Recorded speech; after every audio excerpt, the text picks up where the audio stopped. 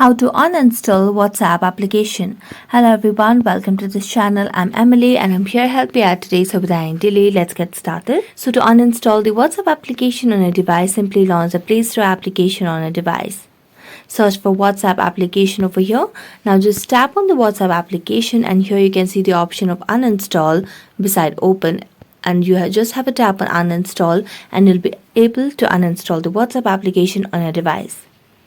Next, what you can simply do is launch the settings application on a device and then scroll down to apps, then tap on manage apps, and on the search bar just search for WhatsApp application over here. So simply search for WhatsApp application over here and tap on it.